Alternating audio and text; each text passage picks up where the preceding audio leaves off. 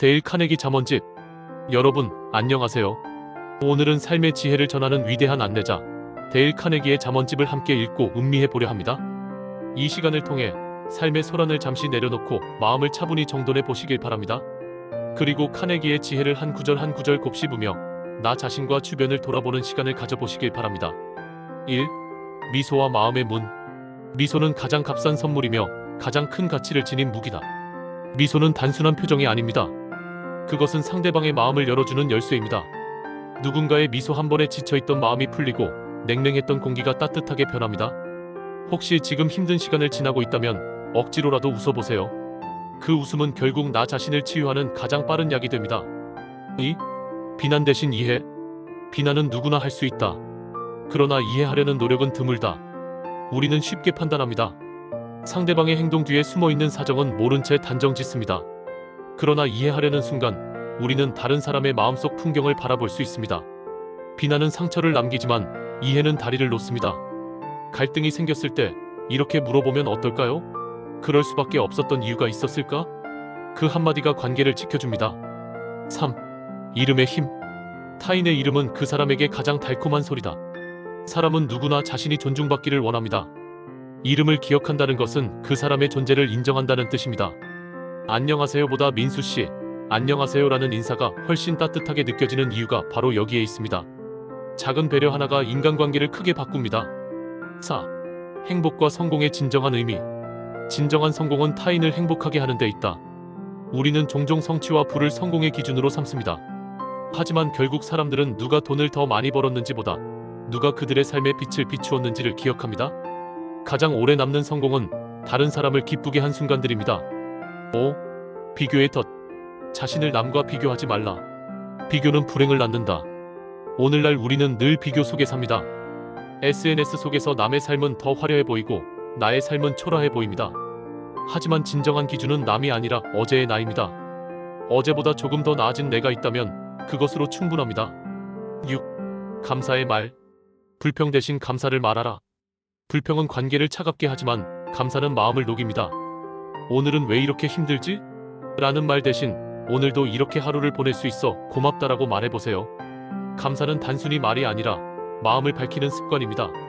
7. 행복의 뿌리. 행복은 외부에서 오는 것이 아니라 내 마음에서 자라난다.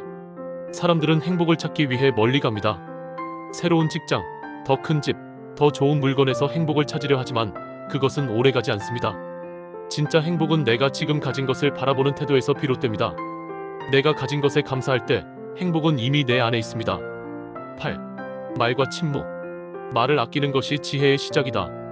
때로는 충동적인 한마디가 큰 상처를 남깁니다. 말을 하기 전 잠시 멈추는 습관을 가져보세요. 침묵은 공허함이 아니라 깊은 울림이 될 수 있습니다. 경청은 그 어떤 화려한 언변보다도 강력한 힘을 가집니다. 9. 설득과 존중. 사람을 설득하려면 먼저 진심으로 그를 존중하라. 강요는 저항을 부르고 존중은 변화를 부릅니다. 상대를 움직이고 싶다면 먼저 그 사람의 입장에 서서 들어주는 것부터 시작해야 합니다. 10. 오늘의 가치. 오늘 하루를 마지막인 듯 살아라.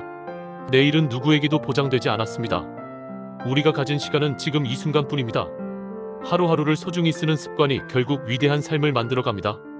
11. 두려움의 환상. 걱정은 그림자와 같다.